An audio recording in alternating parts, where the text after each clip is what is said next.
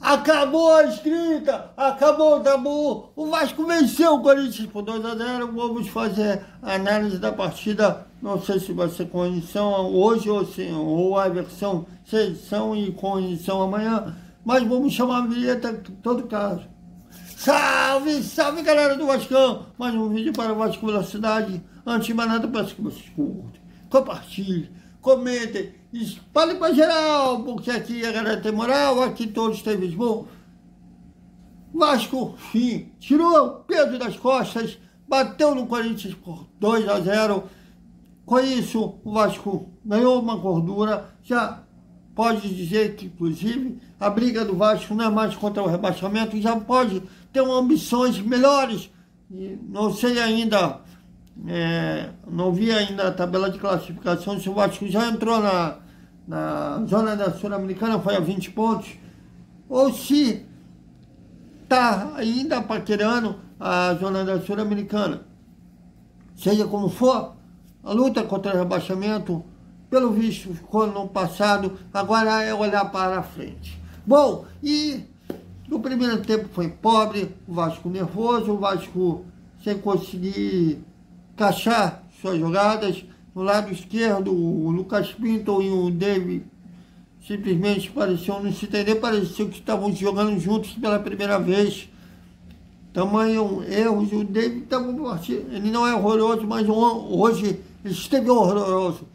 E não conseguiram encaixar as tabelas com o Lucas Pinto. Na direita, estava meio tímido no primeiro tempo, tanto que o Vasco praticamente não deu trabalho, não deu trabalho nenhum ao goleiro do Corinthians.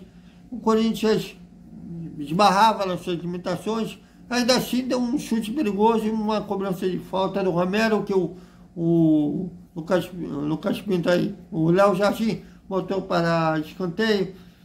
E no segundo tempo, sim, o Vasco conseguiu encaixar melhor as jogadas pelas pontas, tanto na esquerda quanto na direita. E, embora no meio campo não conseguia desenvolver para vai ter condições boas de gol. Também o Bruno Prachedes, como vai, acho difícil no Prachedes ter a desenvoltura do Felipe Coutinho, que está voltando, ou até do Alex Teixeira, que também está voltando, e do próprio Paé. Ele é muito abaixo dos três citados, mas ainda assim o Vasco tinha presença pelas pontas. Numa dessas, o Lucas Moura aí, o Hugo Moura, que já foi muito criticado por mim, principalmente naquele jogo contra o Atlético Paranaense, que ele praticamente deu gol no Atlético Paranaense, e foi expulso naquela recuo mal de bola, que ele fez falta e foi expulso. E hoje ele teve uma partida muito boa, não só ele, principalmente o Matheus Cocão, o Matheus Carvalho, que muito, inclusive eu, quando ele foi contratado, vindo do Náutico, criticamos, mas mostrou-se um acerto. Olha como que o futebol é uma coisa engraçada, que muitos jogadores que vêm não só no Vasco, em vários clubes, já de renome para ser contratação certa e não dá certo naquele clube. E o Matheus Cocão era uma das contratações que o Scout apanhou muito e mostrou-se um acerto. E o cara cresce a cada jogo.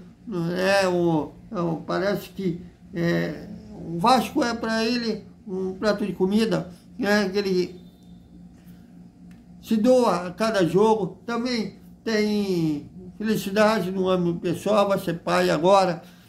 Tudo isso faz o jogador crescer.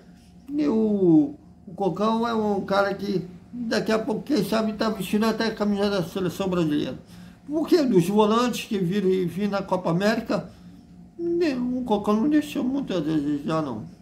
E o Moura inverteu o jogo, o Lucas Pinto matou a bola no peito, chutou cruzado, ele que cria do Corinthians, fazendo valer a lei do ex. Era uma jogada anterior que ele errou, eu até critiquei ele, até falei besteira que ele estava virando gatinho contra o seu ex-clube e ele acabou marcando o seu primeiro gol. E até se doou demais, que até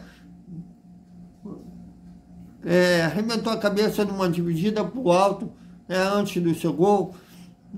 Foi dividir com um atacante do Corinthians, não lembro quem, bateu de cabeça com o cara do Corinthians e abriu a testa, teve que voltar a campo com toca e marcou seu gol na lei do ex.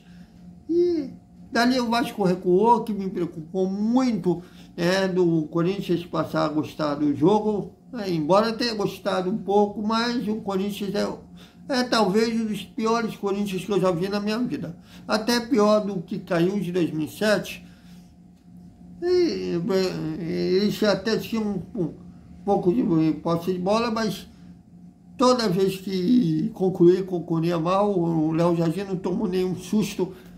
E o Vasco parecia estar satisfeito com 1-0, até que já no fim, o Safoso, que entrou no jogo no lugar do Hugo Moura, bateu uma falta com perfeição, lá Roberto Dinamite, aumentou tudo. Aí dali foi a confirmação que acabou a escrita de 14 anos e até teve um Vasco aí, passou a administrar melhor e segurar o resultado. E uma menção horrorosa para o Matheus Cocão, o Moura, o Caspito e o Paulo Henrique. Foram os jogadores que tiveram uma partidaça na partida. O Safoso com o golaço que marcou. O Vaé, acho até justo falar do Vaé, porque a bola não chegou nele nas condições que ele rende, não chegou. Também com o Nuno Prachedes sendo o cara que municia os atacantes. É complicado, né? O Alisson, diferente contra o Internacional, não rendeu hoje, errou tudo que tentou, mas desses aí que eu citei, o Cucão, o Moura e os dois laterais tiveram uma partida sensacional. E o Safoso, do pouco que entrou, pelo golaço que ele marcou, também merece essa menção com honra. E, por falar nisso, o Ramon Dias acionou o Vasco na FIFA, querendo a multa de quase 30 milhões de reais pela demissão. Demissão entre aspas. Vamos lá de novo sobre isso. Eu falei isso no dia seguinte, da derrota de 4-0 para o Criciúma, que ele saiu. Eu não estive lá um dia, como hoje a CBF não aprovou o meu credenciamento, mas tive fontes que disse que ouviram da boca do Ramon o pedido de demissão. Aí, com o Lúcio Barbosa, ainda estava na gestão da 77, o Lúcio Barbosa não estava lá, e o Departamento de Comunicações logo mencionou que o Ramon não era mais técnico do Vasco, mas não mencionou na nota que Ramon pediu demissão. Ele aproveitou disso, imagino eu, que ele estava chateado, claro, ninguém gosta de perder de 4-0, ainda mais de casa, e pediu demissão. Depois de ter se lembrado da multa, aproveitando que a nota do Vasco não falou do pedido de demissão, mudou de narrativa. Mas o Vasco registrou na Justiça do Trabalho um pedido de demissão que segura o Vasco juridicamente. Agora, os torcedores têm que parar de achar que o jogador, treinador, tem sentimento de torcedor de arquibancada. Ele é vascão, ele é identificado com o Vasco. São poucos que tem isso. Sei que tem colegas que falam que o fulano mal entrou, já se identificou para vender. para ganhar audiência, para ganhar clique. Mas eles não podem ter ressentimento de torcedores de arquibancada. Em pleno século XXI, tem gente que acha que tem jogador, treinador que joga promo. São raros, como o Felipe Coutinho, que fez questão de voltar ao Vasco. Ele teve mercado, teve sondagem, não quis ouvir ninguém para acertar com o Vasco. O Paek, que eu ouvi ontem, li besteira, foi mencionando o francês, mas o cara que quis vir para o Vasco, muitos lá da França deviam dizer para ele que ele estava maluco, ele quis vir. Por que não valorizar isso? Por que não valorizar o Juninho Pernambucano, por exemplo, quando ele retornou ao Vasco, foi para ganhar um salário mínimo? Felipe Coutinho agora voltando, o Souza agora voltando. A gente tem que sim valorizar esses caras que deixaram até de ganhar mais dinheiro para vir ao Vasco. Mas são poucos. Ou vocês esqueceram que o Bebeto cria o Clube da Gávea, trocou o Flamengo pelo Vasco, para ganhar 2 vezes o que ele ganhava na Gávea. Jogador e treinador, empresário, sempre serão assim.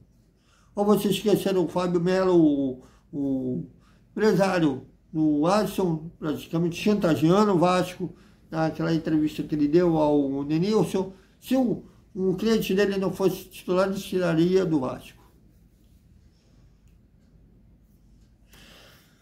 Bom, mas valeu sair dessa seca de 14 anos sem vencer o Corinthians. Agora é só subir na tabela.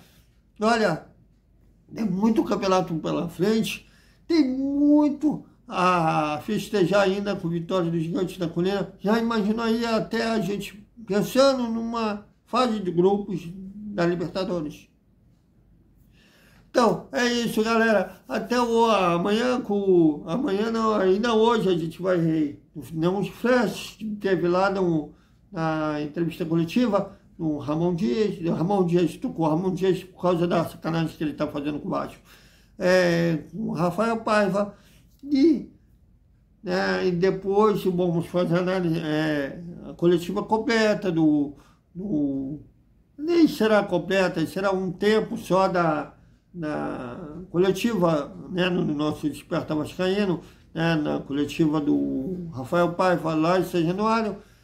Por que não os 2 tempos? Porque a hora do almoço será a coletiva do Felipe Coutinho lá na sede náutica da Lagoa. Até mais.